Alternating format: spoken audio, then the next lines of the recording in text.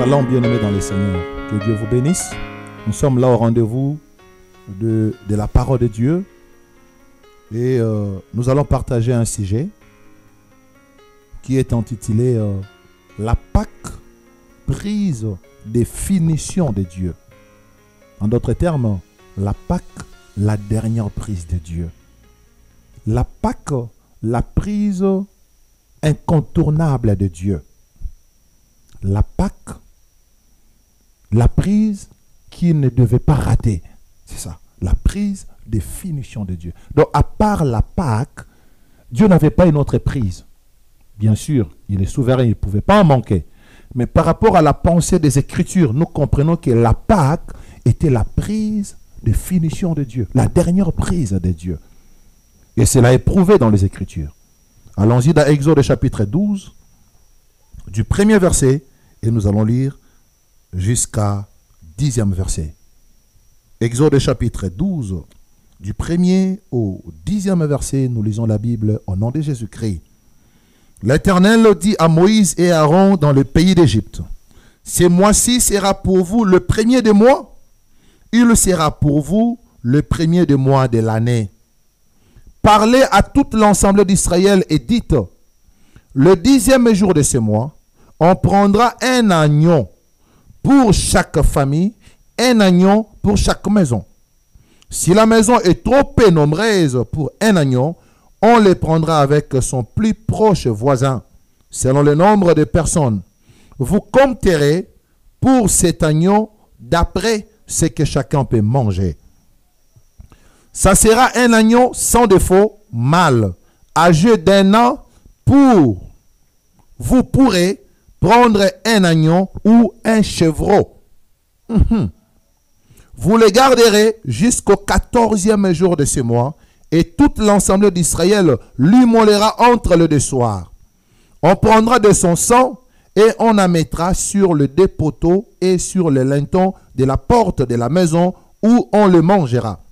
Cette même nuit, on en mangera la chair rôtie au feu. On la mangera avec du pain sans levain et des herbes amères. Vous ne le mangerez point à demi-cuit et bouilli dans l'eau, mais il sera rôti au feu, avec la tête, les jambes et l'intérieur. Vous n'en laisserez rien jusqu'au matin. Et s'il en reste quelque chose le matin, vous le brûlerez au feu. Parole du Seigneur. Est-ce que quelqu'un peut acclamer avec moi de là où il est pour cette parole? Alléluia.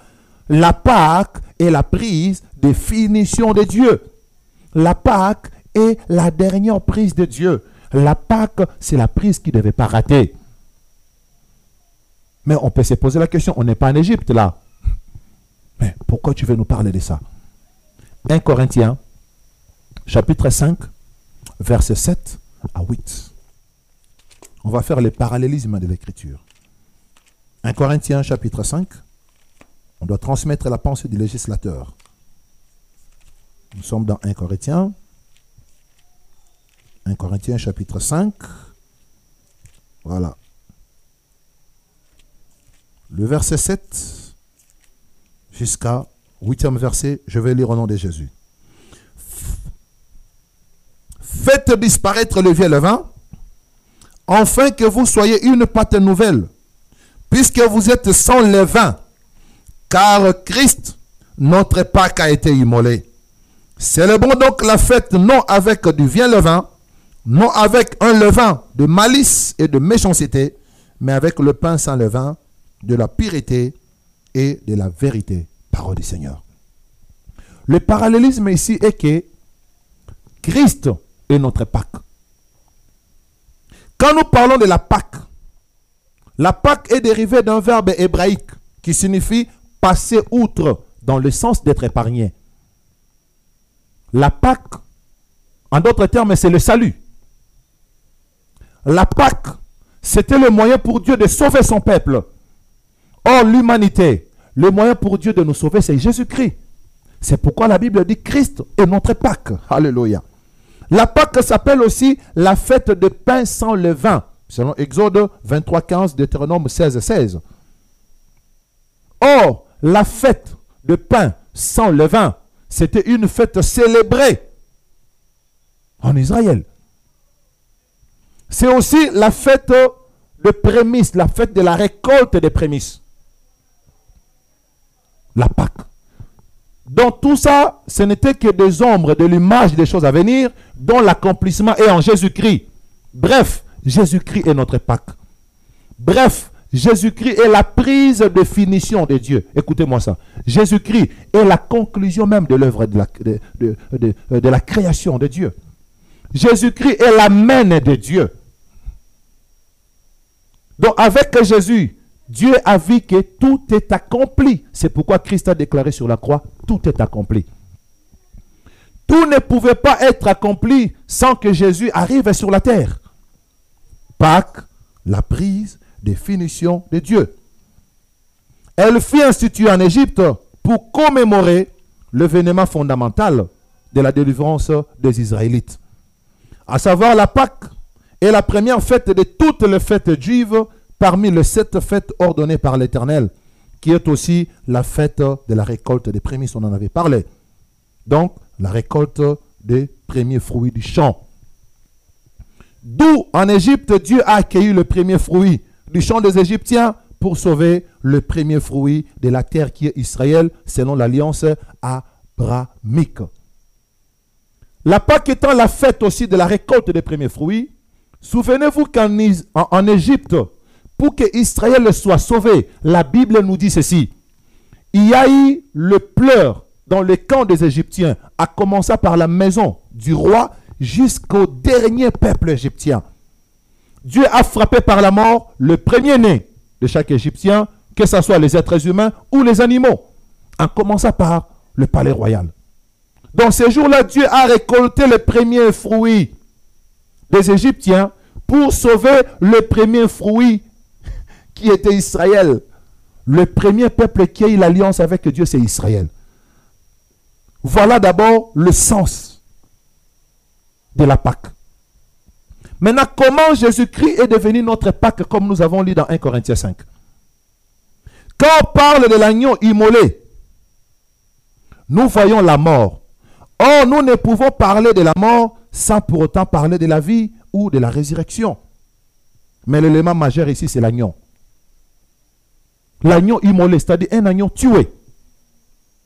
Quand il y a la mort, il y avait la vie avant la mort. Et il y a la vie après la mort qu'on appelle la résurrection. Ces 3 éléments, on peut les trouver que dans la vie de notre Seigneur et Sauveur Jésus-Christ. Il a vu, il était mort et il est ressuscité. Qui d'autre si ce n'est que Jésus? C'est lui le vrai agneau. Prouvons cela dans les Écritures. Comment est-ce que Christ est devenu notre Pâque selon 1 Corinthiens? Comment est-ce que Christ est la prise de finition de Dieu, que sans Jésus, il n'y a pas de salut? La Bible dit, il y a le salut en aucun autre nom dans Actes des Apôtres, si ce n'est qu'au nom de Jésus-Christ. Premier élément, la Bible dit, ce mois-ci sera pour vous le premier de mois, il sera pour vous le premier de mois de l'année. Ils n'étaient pas bien sûr au mois de janvier. Ils n'étaient pas bien sûr au premier mois de l'année. Mais Dieu va leur dire, à cause de ce qui va se passer, ce mois ici deviendra le premier de votre année. Alléluia. Cela veut dire, Dieu veut seulement dire, ce mois ici marquera le nouveau départ, le recommencement. Une nouvelle page de l'histoire va s'ouvrir, voire même un nouveau chapitre. Tu sais, lorsque tu acceptes Jésus-Christ comme Seigneur et Sauveur, une autre histoire commence. 2 Corinthiens chapitre 5, verset 17. Si quelqu'un est à Christ, il est devenu une nouvelle créature, les choses anciennes sont passées, voici toutes les choses sont devenues nouvelles en Christ et Jésus. Alléluia. C'est-à-dire, lorsqu'on accepte Jésus dans sa vie, on commence une nouvelle vie. On recommence sa vie. Peu importe les erreurs du passé. Quand on donne sa vie à Jésus-Christ, c'est une nouvelle vie qui commence. C'est pourquoi Dieu a dit, ce mois-ci sera pour vous le premier du mois. C'est-à-dire un nouveau départ. Joël chapitre 2, versets 25 à 26. Dieu pouvait dire ceci. Je remplacerai les années qu'ont dévoré les sauterelles. Oh, j'aimerais dire à quelqu'un, après coronavirus, il y aura la vie. Après le confinement, il y aura la vie. Tu mangeras, tu célébreras le nom de l'Éternel. Brèvement, je vais te dire, après le confinement, n'oublie pas le Seigneur ton Dieu. Souviens-toi de Noé. Après la déluge, Noé n'avait pas oublié Dieu. Tant bien même qu'il a tenté de déraper, mais l'Éternel l'a récupéré. On en parlera autre jour après confinement. C'est-à-dire, nous comprenons que avec Jésus, il y a un nouveau départ. Comme Dieu a dit à Moïse de dire aux enfants d'Israël que ce mois-ci sera considéré comme le premier du mois. Deuxième élément, parlez à toute l'ensemble d'Israël et dit, le 10e jour, vous allez prendre l'agneau, mais vous allez le tuer le 14e jour. Et toute l'ensemble d'Israël l'immolera entre les deux soirs. Ah, il y a un élément ici. Premier élément, c'est quoi dans cette partie? Le message était adressé à toute l'ensemble d'Israël. C'est-à-dire, personne ne devait être exempté de ce message ici. Alors, je parle maintenant à quelqu'un qui me suit de quelque part. Tu n'es pas exempté du message du salut. Le Seigneur est venu aussi pour toi. Le Seigneur est venu pour moi. Le Seigneur est venu pour nous tous.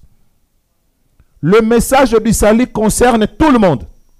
Pauvres, riches, grands, petits, africains ou pas, noirs, blancs. Tout le monde est concerné par le message du salut. Toute l'ensemble était concernée. Maintenant, l'élément majeur qui m'intéresse le plus, on devait prendre l'agneau le 10e jour et on devait l'égorger le 14e jour. Deux éléments. Pourquoi le 10e jour et on devait l'immoler le 14e jour? Quand on parle de chiffre 10, on parle de la loi de Moïse. Alléluia. Le chiffre 10 nous rappelle la loi de Moïse. C'est-à-dire, beaucoup de gens pensent le fait qu'il ne prend pas la bière, il ne cherche pas les femmes, il fait du bien à tout le monde, il respecte la loi de Moïse, cela ne suffit pas pour être sauvé. Un jour, Jésus a croisé un homme riche. Cet homme a posé la question à Jésus.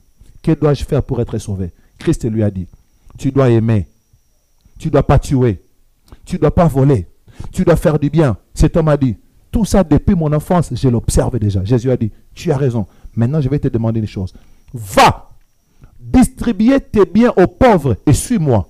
Ça, c'est la partie la plus difficile de suivre Jésus. Il y a des gens qui font les offrandes, ils font des trucs devant des caméras pour que le monde voie, pour que les hommes applaudissent. C'est une bonne chose. Mais cela ne suffit pas pour être sauvé. Le chiffre 10, la loi de Moïse. Observer la loi de Moïse, c'est une bonne chose. Mais l'élément le plus important, c'est le 14e jour. dans Jean chapitre 8, verset 32, la Bible dit, la loi a été donnée par Moïse, mais la vérité et la grâce sont venues par Jésus-Christ.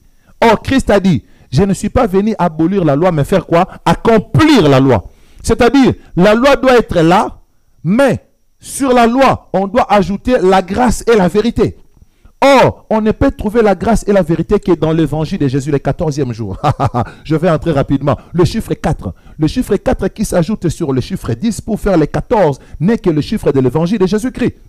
Donc, la Bible, sans l'évangile de Jésus-Christ, c'est un livre d'histoire.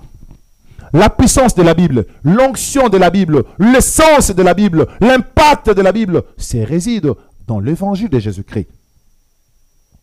Ayant la loi de Moïse, tu dois ajouter le message de la grâce et de la vérité. La grâce accepte tout le monde. La grâce rejette personne. La grâce de Dieu comble nos insuffisances. Dans la grâce de Dieu, il y a des éléments. Un, l'amour de Dieu.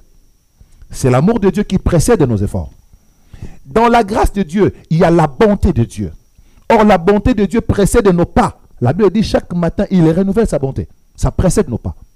Dans la grâce de Dieu, il y a la miséricorde. Or, c'est la miséricorde de Dieu qui efface nos iniquités. Ayant la loi, c'est bon, mais ajoute la grâce. Maintenant, ayant aussi la grâce, attention, la grâce est trompeuse. Tu dois avoir la vérité. Tu dois connaître la vérité. Tu dois servir Dieu dans la vérité. Il ne faut pas se servir de la grâce pour faire tout ce que tu veux. Non, en Christ, nous sommes libres. Mais la liberté n'est pas la libertinage. Tu n'es pas appelé à faire tout ce que tu veux. Mais tu es plutôt appelé à faire ce que le maître veut que tu fasses. Alléluia. Donc, nous comprenons déjà par cet élément que c'est Jésus-Christ qui est notre Pâque réellement. Le 10e jour, la loi. Le 14e jour, la grâce et la vérité. Alléluia. La loi doit marcher avec la grâce et la vérité. On a pris l'agneau le 10e jour, mais on doit l'immoler le 14e jour. Que Dieu te bénisse. Et on doit l'immoler entre les deux soirs. Entre les deux soirs. Waouh, waouh, waouh. Pourquoi entre les deux soirs? Tu sais, la mort du Christ a eu lieu entre les deux soirs. La Bible dit, depuis le 6e heure jusqu'au 9e heure, il y a eu l'obscurité sur la terre. Le soir était arrivé pendant la journée. Aïe, aïe, aïe. Par là, j'aimerais ouvrir une chose rapidement. Tu sais, quand nous lisons les Écritures, nous comprenons que Jésus a dit, on va tuer le Fils de l'homme, après 3 jours, il ressuscitera de mort. Mais quand tu lis, on a l'impression comme si c'est le 3e jour que les deux maris se sont rendus au sépulcre pour chercher le corps de Jésus et elle n'en trouva pas. L'ange leur a dit, pourquoi cherchez-vous celui qui va parler? Tu vas lire la Bible, tu le sais. Voici l'élément qui échappe souvent. Jésus lui-même a déclaré, je vais mourir. Mais 3 jours après, je vais rester. C'est ce qui fait le 4e jour. Chiffre 4 nous revient encore. Jésus dit, le Fils de l'homme sera tué. Après 3 jours, il ressuscitera. C'est-à-dire le 4e jour. Mais comment la Bible va encore nous dire, le 3e jour, Marie, les deux maris sont allés chercher le corps de Jésus. Waouh! Il y a un jour qui manque. Mais cependant, les jours-là ne manquent pas. Alléluia. Voici le 4e jour. Déjà sur la croix, il y a eu un jour qui s'est passé sur la croix qui échappe au contrôle de beaucoup de gens. Il faut avoir la révélation. C'est pourquoi la Bible dit un peuple sans révélation, c'est un peuple sans frein. Sur la croix déjà, il y a eu tout un jour qui s'est épuisé sur la croix. Quand Jésus est mort, c'était la journée. Christ a dit, si on m'enterre maintenant, ces gens risquent de venir me chercher le 3e jour. Christ a créé un jour de plus, étant sur la croix. La Bible dit, il y a eu l'obscurité sur toute la terre. Or, quand il y a l'obscurité, c'est-à-dire c'est la nuit qui tombe. Et lorsqu'il y a la réapparition du soleil, c'est-à-dire c'est un autre jour qui commence. Voilà le premier jour sur la croix. Plus le 3e jour que Jésus a fait dans la tombe, ça fait 4. Donc, 3 jours après, ils sont venus chercher Jésus. Jésus ne ment pas, Jésus est Seigneur. C'est pourquoi il fallait que l'agneau soit égorgé le 14e jour entre les deux soirs. Pour que cette portion de l'écriture ait son accomplissement. Ce n'était que l'ombre de l'image des choses à venir. Bref, Jésus est incontournable. Il n'y a pas de salut loin de Jésus. Toi qui nous suis à ce net moment, toi qui s'accroche je ne sais pas à quoi ou à qui, je vais te dire la vérité. La vérité est qu'il n'y a pas de salut loin de Jésus-Christ. Alléluia. Maintenant on dit, on prendra un agneau pour chaque famille, un agneau pour chaque maison. Pourquoi famille, pourquoi maison? Je vais aller loin. Dans Actes des Apôtres chapitre 16, la Bible dit, crois au Seigneur, tu seras sauvé toi et ta famille. Et la Bible dit, les saluts entrent dans leur maison. Quand on parle de la famille, on parle de ceux avec qui tu as un lien de sang. Mais quand on parle de la maison, on parle avec ceux-là avec qui tu partages ta vie. Tout celui qui habite dans la maison n'est pas de ta famille. C'est-à-dire le salut concerne d'abord Jérusalem, ensuite Samarie, Judée et les extrémités de la terre. Donc on doit commencer d'abord par nos propres familles, par le nôtre. Les gens disent, un prophète n'a jamais été accepté chez lui. Mais pourquoi tu veux t'accrocher toujours à ça? Lorsque le Saint-Esprit arrive, ces versets-là doivent changer parce que nous avons la révélation. Pierre, Jean et consorts ont commencé l'évangile à Jérusalem, là où ils étaient connus mieux. Pourquoi tu veux échapper qu'un prophète n'est pas toujours accepté chez lui? Ça, c'est un prophète sans le Saint-Esprit. Un prophète qui a le Saint-Esprit doit d'abord convaincre les gens de sa propre maison. Les gens de sa propre famille. Comment tu peux venir nous prêcher cependant ta femme ne croit pas que tu es un prédicateur? Comment tu veux prêcher les femmes d'autrui, ta femme ne croit même pas à toi-même? Comment tu peux demander aux enfants d'autrui de venir veiller, tes enfants ne viennent pas? C'est quel évangile est ça, homme de Dieu? Non. Commençons d'abord chez nous à Jérusalem. Alléluia. La maison et la famille. C'était juste une petite précision. L'agneau suffira pour une famille ou une maison. Jamais un agneau pour une seule personne. Josué a dit, moi et ma maison, nous servirons l'Éternel. Qu'est-ce qu'on attend par moi et ma maison, nous servirons l'Éternel? Dans la maison, il n'y a pas que les hommes. Dans la maison, il y a aussi les choses. La famille et la maison. C'est-à-dire, Les personnes qui sont chez toi, ça c'est la deuxième dimension. La famille, on parle de personnes. Mais la maison, on parle de personnes et de biens. Et tant que chrétien, enfant de Dieu, tu n'es pas appelé à servir Dieu seulement physiquement, mais tu es aussi appelé à servir Dieu matériellement. Bilamano, il faut Eliamon en pâté pour bika. Ta garde-robe jusqu'à nos jours n'a jamais été sauvée. Ta poche n'a jamais reçu le salut. Ton téléphone n'a jamais été sauvé. Il y a encore des trucs dans ton téléphone qui ne donnent pas gloire à Dieu. Ton poste téléviseur là n'est pas encore sauvé. Tu regardes encore des pornos jusqu'à nos jours sur ta télévision là. Ta chaîne musicale là n'est pas encore sauvée parce que jusqu'à nos jours, tu joues encore des choses qui ne glorifient pas le Seigneur. Non. Il faut que la famille et la maison soient sauvées. Alléluia. Si la maison est trop peu nombreuse pour un agneau, on le prendra avec son proche voisin. Tu ne peux pas priver les proches voisins de l'agneau. Là, nous parlons de l'évangile de Jésus. Actes des Apôtres, chapitre 1, verset 8. Quand le Saint-Esprit était arrivé ce jour-là, ils sont sortis. Et la Bible dit, ils ont parlé en langue. Je vais parler 1 minute sur ça. Beaucoup croient que parler en langue veut dire c'est bien, j'aime. J'aime. Mais parler en langue ne suffit pas de faire ça. Si tu lis bien les Écritures, tu sondes les Écritures, tu verras ceci. La Bible va dire, lorsqu'ils se sont mis à parler en langue, qu'est-ce qui s'est passé? Ceux qui sont venus de loin, chacun a écouté ces gens-là parler à sa propre langue. En d'autres termes, on voit un Moulouba parler qui chinois sans pour autant qu'il arrive en Chine. On voit un Kinois né grandi à Kinshasa parler Kingbandi sans pour autant arriver chez le Ngbandi. C'est ça, parler en langue. Cela veut dire, ton langage, ton message doit être consommable sans frontières. Il y a des prédicateurs avec des messages locaux, permettez-moi le terme. Il y a des prédications, si tu amènes ça loin de Kinshasa, ça n'a plus de sens. Pourquoi limitons-nous l'évangile à ce niveau-là? L'évangile tribal ne paye pas. La femme samaritaine a dit à Jésus, nous, les Samaritains, et vous, les Juifs, on ne s'attend pas. Pourquoi? Pourquoi? Pourquoi le tribalisme à l'église aujourd'hui? Pourquoi ça? Ça ne n'honore pas.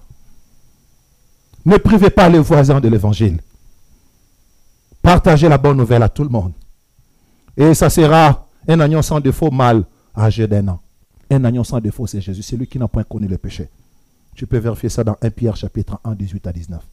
Lui qui n'a point commis le péché, mais il s'est fait pécheur.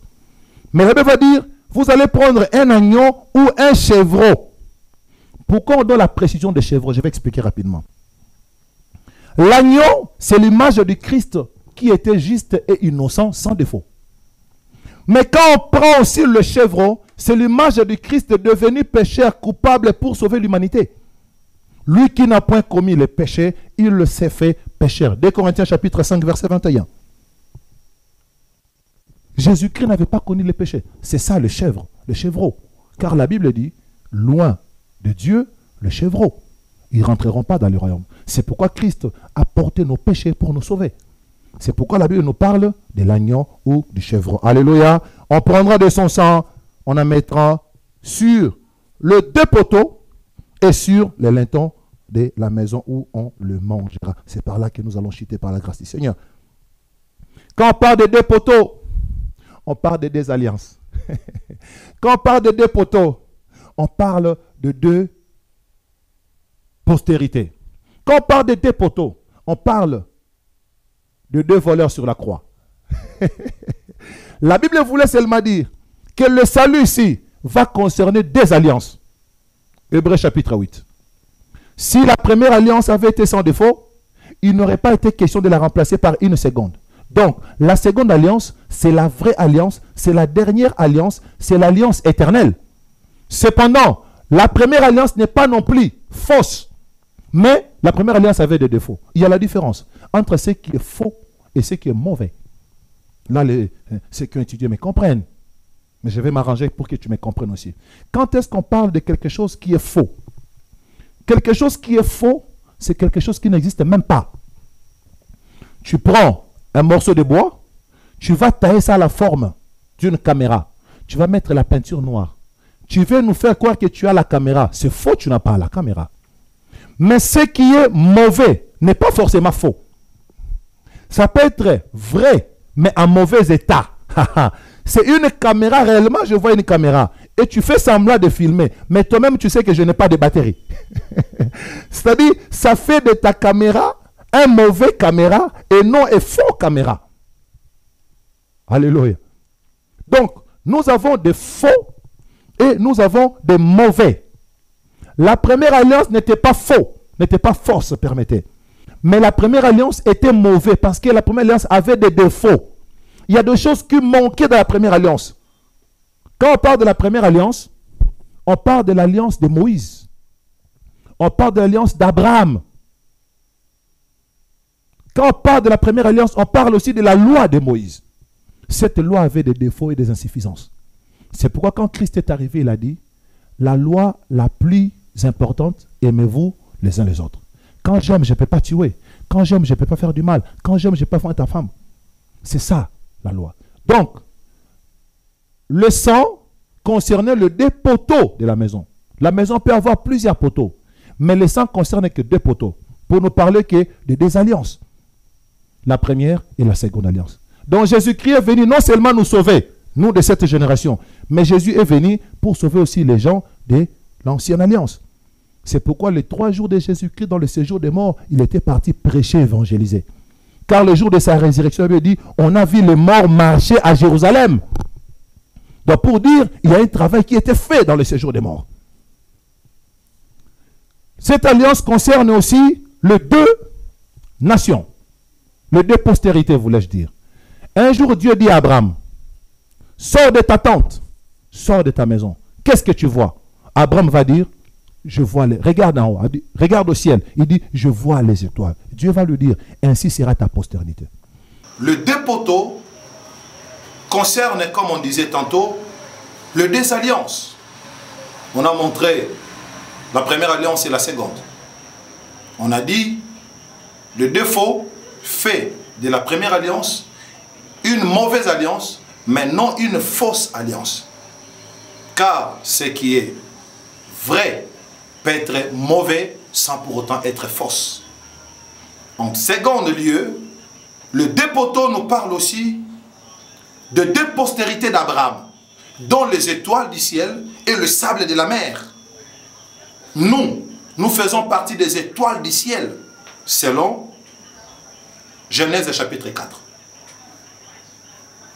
Dans Genèse, on nous parle de la création du 4e jour, où l'Éternel Dieu créa le luminaire, c'est-à-dire le corps des lumières, dont le soleil, la lune et les étoiles, pour marquer les époques et les années, pour séparer le jour avec la nuit.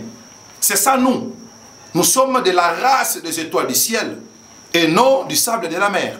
Le sable de la mer, c'est Israël qui était la postérité physique d'Abraham. Bref, tu es concerné, je suis concerné par le message du salut de notre Seigneur et Sauveur Jésus-Christ. Les 2 poteaux concernaient aussi les 2 voleurs sur la croix. Alléluia. J'aime dire ceci. Tu dois décider de la destination de ton âme avant la mort. Car c'était sur la croix, avant de mourir, Jésus va déclarer ceci. Père, entre tes mains, je remets mon esprit. C'est-à-dire, Jésus a décidé de la destination de son âme avant sa mort. Quelle sera la destination de ton âme après ta mort? Désolé pour ceux qui font de messe, je ne sais pas comment on appelle ça, pour dire que bon, ça c'est dédié aux morts, que Dieu ait pitié d'eux, que Dieu pardonne leurs péchés, que Dieu les accueille. Non, non, non, non. Tu sais, après la mort, tout ce qui reste à faire, c'est les œuvres que tu avais fait sur la terre, c'est ce qui va te suivre. Alors, il y avait 2 voleurs sur la croix. L'un a dit, toi Jésus, tu as fait des choses. Libère-toi et libère-nous. Jésus n'aime pas les défis. Tu sais ça? Je vais te conseiller, éviter ces terrains-là de défis tant qu'enfant de Dieu. Satan a fait ça un jour. Il a dit à Jésus, si tu es fils de Dieu, ordonne que le pierre devienne le pain. Si tu es fils de Dieu, jette-toi. Les anges viendront te protéger. Si tu es fils de Dieu, prosterne-toi devant moi, je te donnerai la terre. J'aime la réponse de Christ.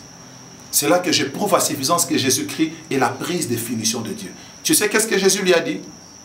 tu ne tenteras pas l'Éternel ton Dieu. En d'autres termes, je suis l'Éternel ton Dieu. Tu ne peux pas me tenter. Alléluia. Oh, ceux qui ne croient pas que Jésus est Seigneur, il faut lire dans Matthieu chapitre 4 pour comprendre cela. Tu ne tenteras pas l'Éternel ton Dieu. En d'autres termes, je suis l'Éternel ton Dieu. Alors, l'un des voleurs a voulu tenter Jésus. Si tu es... Non, il ne faut pas tenter Jésus. Il ne faut pas lancer des défis à Jésus. J'aime dire ceci. La foi que nous avons à Jésus, c'est une option unique. Il n'y a pas de plan B avec Jésus. Quand tu acceptes de marcher avec le Seigneur, sache-le, il n'y a pas de plan B. Que si ceci ne marche pas, je passerai à cela. Si ceci ne marche pas, je pas. Non, non. La foi en Christ, c'est une option unique. Mais l'autre voleur a dit, non, celui-ci, c'est le Fils de Dieu. Alléluia.